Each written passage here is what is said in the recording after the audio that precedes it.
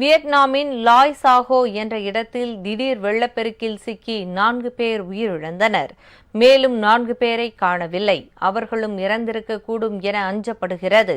வியட்நாமின் வடக்கு மாகாணத்தில் கடந்த சில நாட்களாக பருவமழை தீவிரமடைந்துள்ளது.